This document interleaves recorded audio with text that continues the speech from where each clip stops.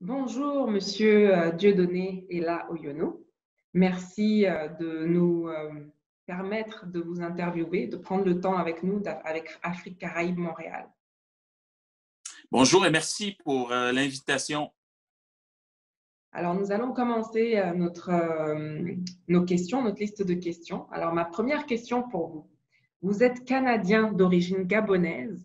Pouvez-vous parler à nos lecteurs de votre implication au sein du Parti québécois? Avec plaisir. Écoutez, je suis né au Gabon et je suis arrivé au Québec en 2001. Et après une carrière dans la fonction publique qui m'a amené dans différents ministères du gouvernement du Québec, je milite depuis 2012 au Parti québécois, d'abord en tant que membre d'un conseil exécutif local dans la circonscription de Pointe-aux-Trembles, parce que c'est là que je vis. En 2018, j'ai été candidat officiel du parti. Je n'ai pas gagné mes élections, malheureusement. Et depuis novembre 2019, j'occupe le poste de président national du parti. Donc, je suis à la tête d'un conseil exécutif national d'une douzaine de personnes qui a comme rôle de regarder, en fait, de prendre les grandes décisions du parti, de déterminer les grandes orientations, d'animer les grandes instances du parti. Donc, bref, de voir euh, tout ce qui peut être fait à l'intérieur de ce parti-là pour qu'on revienne au pouvoir, qu'on mobilise nos militants partout sur le terrain. C'est le travail que je fais. C'est un travail bénévole, mais qui me passionne parce que ça me permet d'apprendre un peu plus comment la politique se fait au Québec et c'est quoi tous les enjeux importants. Bref, c'est un apprentissage pour moi et je trouve ça vraiment intéressant parce que je travaille avec des gens qui sont impliqués depuis parfois plusieurs années que moi et ensemble, on est en train de rebâtir le Parti québécois. Super. C'est tout un parcours pour Euh, arriver jusque-là. Tout à fait. Je pense que je ne l'ai pas fait tout seul. Il y a des gens il y a des gens qui m'ont aidé, il y a des gens qui m'ont inspiré, il y a des gens qui m'ont ouvert des portes. La politique, c'est un peu comme la vie professionnelle aussi. C'est le réseau, c'est par le réseau qu'on finit par, un, comprendre comment ça se passe et deux, gravir des échelons petit à petit. Vous parlez d'inspiration. Quelles ont été vos sources d'inspiration pendant votre parcours? Écoutez, plusieurs sources d'inspiration. C'est sûr que à chaque fois qu'on me pose cette question-là, le nom qui me vient rapidement en tête, c'est Nelson Mandela. Dans le sens que quand on arrive dans un nouveau pays, c'est pas facile pour se dire les choses franchement. C'est pas nécessairement facile. Donc, il faut faire face à des défis, à des contraintes, à des embûches. Mais quand je regarde l'histoire de Nelson Mandela, qui est allé en prison pendant des décennies, qui est revenu, qui a été président de l'Afrique du Sud, je me dis en regardant cet homme-là, il n'y a pas une colline, il n'y a pas une montagne qui est impossible à gravir. Il faut que le temps soit notre allié. Donc, il faut accepter que ça prenne plus de temps quand on arrive dans un nouveau pays, parce que juste pour comprendre comment les choses se passent.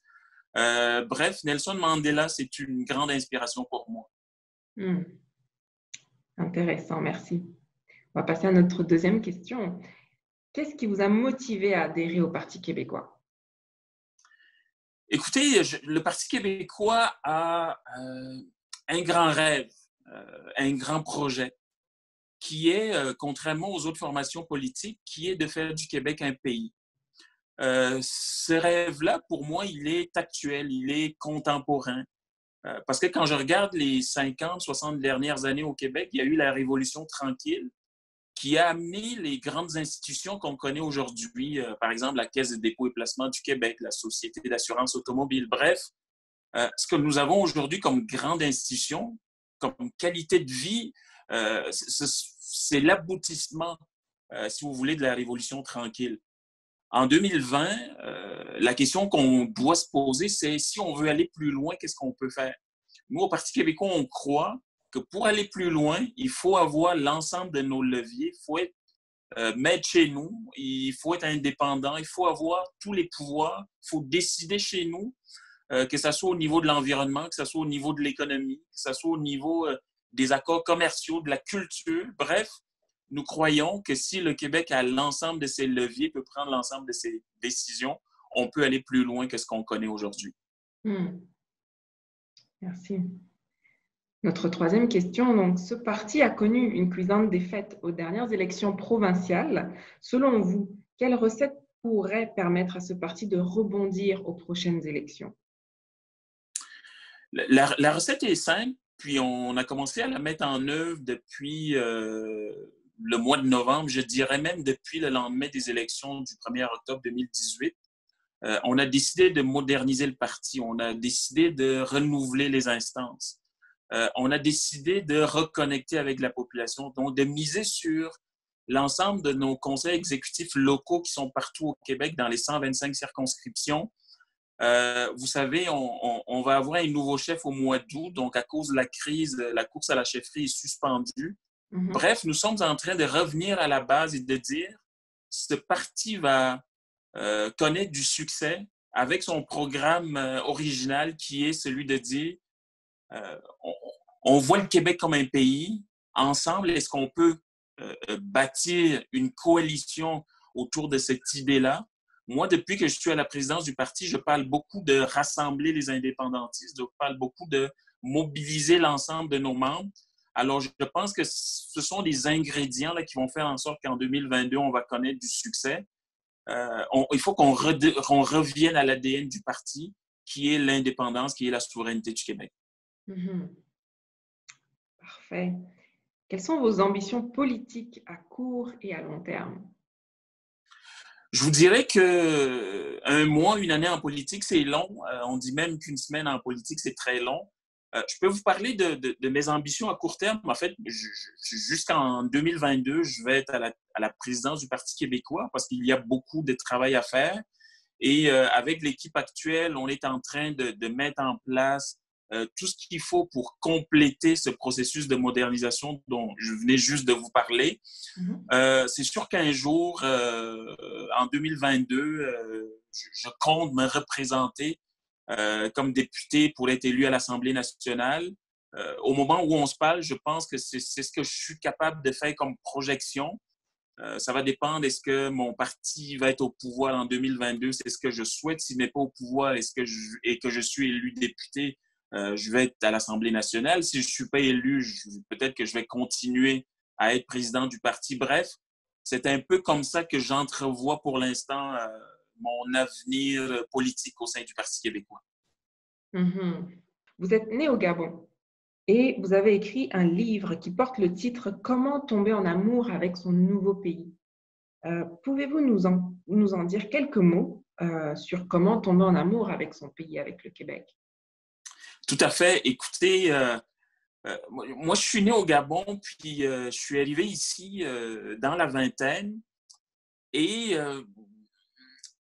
quand on regarde les questions d'immigration, les enjeux d'intégration, moi, ce qui me décevait tout le temps, c'est qu'on parle toujours des gens qui ne réussissent pas, qui sont déportés dans leur pays, qui n'ont pas réussi leur intégration. Et moi, j'avais comme envie de raconter mon histoire. Et je suis convaincu que des histoires comme la mienne, il y en a plusieurs centaines, peut-être même des milliers, parmi tous ceux qui sont au Québec depuis des décennies. Alors, le livre voulait donc raconter une histoire d'intégration, mais une histoire à succès, dont c'était son premier objectif. L'autre chose qui me rejoint beaucoup, c'est lorsqu'on dit il y a beaucoup de jeunes, des nouveaux Québécois, donc soit ceux qui sont nés ici, soit qui sont venus avec leurs parents, mais très jeunes, qui cherchent dans la société des modèles. Donc, je voulais un peu me servir de ce modèle-là en disant, vous voyez, j'ai travaillé au gouvernement du Québec, j'ai été impliqué dans un grand syndicat de professionnels au Québec, je fais de la politique, je suis président d'une grande formation politique. Alors, au Québec, ces choses-là sont possibles. Prendre sa place, c'est possible. Donc, je voulais aussi lancer ce message-là à travers le livre. L'autre chose qu'on ne fait pas assez, et je trouve que c'est aussi important, c'est de parler du Québec, de ces gens, de ces hommes et de ces femmes qui nous accueillent, qui facilitent notre intégration. Alors, je voulais aussi, le livre se veut aussi un clin d'œil, une reconnaissance du travail que ces gens font. Donc, l'intégration, oui, ça dépend des immigrants, des nouveaux arrivants, mais ça dépend aussi des gens qui nous accueillent. Je pense que il faut souligner ce travail qu'ils font un peu partout à travers le Québec pour faciliter cette intégration-là. Bref, tomber en amour, c'est accepter que le Québec, c'est notre nouveau chez nous, de s'impliquer, de faire du bénévolat, de faire le mieux, le maximum que nous pouvons pour ce Québec-là. Je pense que c'est de cette façon-là qu'on va tomber en amour avec le Québec. Certainement. Moi-même étant immigrante ici, je comprends tout à fait ce que vous venez d'expliquer et c'est important d'inspirer les jeunes, les nouveaux arrivants, d'autres personnes parce que c'est quelque part, c'est à nous de prendre des actions positives aussi dans cette intégration-là pour trouver du succès. Tout à fait d'accord. C'est-à-dire que ça dépend de nous, ça dépend des gens qui nous accueillent, mais en partant, c'est une décision que chacun de nous doit prendre de dire, le Québec, c'est chez moi. Voici les rêves que j'ai, voici mes ambitions, voici ce que je veux faire professionnellement. Et chaque jour, prendre action, se mettre en mouvement. J'explique souvent aux gens que le succès, c'est pas très compliqué. Là, c'est la préparation qui rencontre l'opportunité. Les opportunités vont toujours être là. La vraie question, c'est quand elles vont se présenter, est-ce qu'on va être prêt? C'est pour ça qu'il faut se préparer, parce que je suis convaincu qu'il y en aura toujours une opportunité. Et ce qui va faire la différence, c'est notre niveau de préparation. Et l'intégration, c'est la même chose. On peut faire tout ce qu'on veut au Québec. Il faut se préparer, il faut aller chercher des clés, il faut avoir un réseau. C'est comme ça que ça fonctionne. Et dans nos communautés, je pense que ce message-là, il faut le marteler pour que les gens arrêtent de se dire « ça ne fonctionnera jamais pour moi » parce que ça peut fonctionner pour tout le monde. Tout à fait. Comment s'est passé donc peut-être les débuts, parler de vos débuts en termes d'intégration quand vous êtes arrivé au Québec? Est-ce que vous avez eu des enjeux particuliers? Est-ce que vous avez vécu certaines difficultés? Je sais que vous avez comme eu des personnes qui vous ont aidé dans l'accueil, puis vous avez dû poser certaines actions, mais est-ce que vous pouvez parler un petit peu de ces débuts? Oui, bien sûr. J'en parle un peu dans le livre, puis je vais vous en parler avec plaisir. Ce qui est souvent difficile quand les gens regardent, par exemple, si les gens me voient aujourd'hui, puis ils voient que, bon, je suis président du Parti québécois, ils ne voient pas nécessairement par quoi je suis passé avant. Et c'est pour ça que ça va me faire plaisir de vous en parler un peu. Donc, moi, je suis arrivé comme étudiant. C'est la première fois que je voyageais aussi loin du Gabon. Donc, les premières semaines ont été difficiles, surtout que je suis arrivé en septembre 2001, donc j'étais dans un avion le 11 septembre et je ne suis jamais arrivé le 11 septembre au Québec, donc j'ai dû passer une semaine en France. Et à mon arrivée, j'étais en retard à l'université, j'avais 4 semaines de retard de cours, donc ça a été relativement difficile. Je dirais même que des fois, j'ai eu quelques... Parfois, là, on dirait que j'étais sur le point d'abandonner puis de dire, ah, j'ai peut-être pris la mauvaise décision de venir. Mais comme je parlais de Nelson Mandela tantôt, une petite voix me disait, non, non, continue, ça va fonctionner. Même au niveau les premiers emplois que j'ai eus, moi, j'ai travaillé dans un restaurant, j'ai travaillé comme livreur, j'ai travaillé dans une épicerie. Bref, ça n'a pas été toujours facile comme ça peut paraître facile aujourd'hui. Heureusement que quand on est ouvert, quand on a la facilité à aller vers les gens, à poser des questions, les gens sont disposés à nous répondre, les gens sont disposés à nous guider un peu, à nous donner un coup de main. Je pense que ça m'a beaucoup aidé. Je suis de nature curieux, donc quand je ne comprends pas, je vais aller poser la question. J'ai commencé même à visiter le Québec aussi un jour, à comprendre que, en fait, mon implication au Parti québécois vient aussi de cette curiosité-là à visiter les régions du Québec et à aller voir que le Québec, c'est pas juste Montréal, c'est pas juste Sherbrooke, c'est aussi les autres régions, Chicoutimi, Rouyn-Noranda. Donc, de comprendre ce peuple, d'où il vient, vers où il s'en va, pourquoi telle chose est faite de telle ou telle façon. Et un jour, j'ai été embauché dans la fonction publique, mais j'avais aucune expérience. Donc, des gens qui m'ont accueilli m'ont aidé à me perfectionner, à devenir le professionnel que j'étais devenu 10 ans plus tard. Donc, Je veux dire par là qu'il y aura des difficultés, mais le plus important, c'est pas de regarder les difficultés, c'est plutôt regarder, de voir qu'il y a des gens autour de nous qui peuvent nous aider. Et c'est de cette façon qu'on va réussir à s'en sortir. Oui, tout à fait. Tout à fait. Ne pas avoir peur de l'autre, mais vraiment Ne- à aller vers l'autre. Oui. Tout à fait. Ne pas se dire, l'autre ne me ressemble pas. Bon, si je vais lui poser la question, est-ce qu'il va me répondre? Mhm. Euh, D'aller vers l'autre, d'aller vers les autres. Honnêtement, je pense que le fait d'avoir commencé à l'université m'a aidé parce que quand on est étudiant, cette facilité-là est là, alors que quand on arrive comme professionnel, je comprends que c'est un peu plus difficile, surtout que quand on arrive comme professionnel avec quelques années d'expérience, c'est comme un aveu de faiblesse d'aller vers l'autre parce qu'on est supposé se connaître ce qu'on va aller lui Mhm. demander, alors que quand on est étudiant, c'est plus facile, on est tous au même niveau, on est tous pareils, on se parle, on se donne des trucs, on avance ensemble. Je dis toujours aux gens que je suis convaincu qu'en arrivant comme professionnel, ça leur prend un peu plus de temps, c'est un peu plus difficile. Donc, cette idée-là, il y a comme une réticence à aller vers l'autre, mais que de toutes les façons, il n'y a rien à perdre. Là, le pire qui peut arriver, c'est quelqu'un à qui on demande de l'aide n'a pas les réponses, puis ben, on va finir par trouver quelqu'un d'autre. Tout à fait. Tout Donc, il à ne faut fait. pas hésiter à aller vers les autres, à solliciter, à demander de l'aide, à demander conseil, parce qu'on ne peut pas tout savoir. C'est ça Non. aussi la beauté d'une société, c'est qu'on s'entraide et on finit par avancer tous ensemble. Exact. C'est ça le réseau, c'est ça la communauté, c'est tout ce que ça nous apporte. Oui, oui, oui. Et ne pas hésiter à sortir de la zone de confort qui est sa communauté. Je veux dire, entre Africains, entre Latinos, oui, mais ne pas se contenter juste de nos réseaux naturels, sortir de sa zone de confort pour aller voir comment ça se passe ailleurs, ça aussi, c'est très important. Super. Merci beaucoup. Merci beaucoup pour avoir répondu à toutes nos questions. C'était une belle discussion, un bel échange. Peut-être qu'on peut terminer sur la note du COVID-19. Peut-être que vous avez quelque chose à partager aussi par rapport à ça. Là, nous sommes tous en confinement. Est-ce que vous avez des mots d'encouragement à donner à certaines personnes ou autre chose? Mais est-ce que vous voulez partager quelques mots avec nous? Bien entendu, ce que je dis aux gens, en fait, la chose la plus importante, et le premier ministre du Québec le rappelle tous les jours, c'est de suivre les consignes de la santé publique, donc de la santé, de la direction de la santé publique.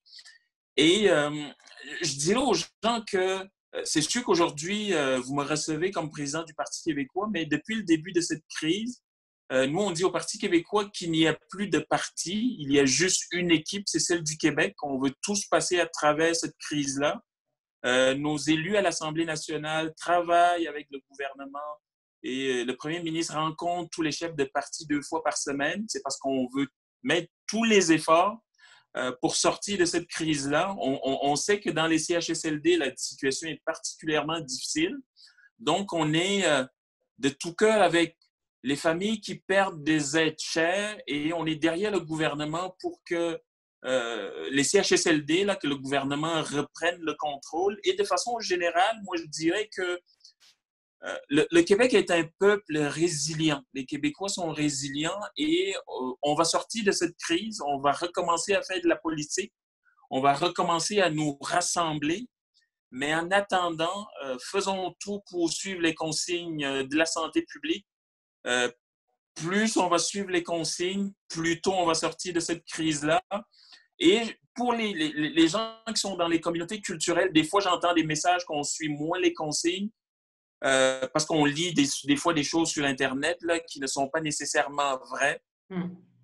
Moi, ce que je veux lancer comme message, c'est suivons les consignes. Je sais que cette semaine, la santé publique va faire une annonce concernant les masques. Ne faisons pas n'importe quoi, suivons les consignes et on va s'en sortir collectivement. Et c'est le Québec tout entier qui va sortir gagnant. Oui, merci. Merci pour ces mots d'encouragement. Merci beaucoup. Euh, Notre entrevue est terminée. Merci, Monsieur Ella Oyono.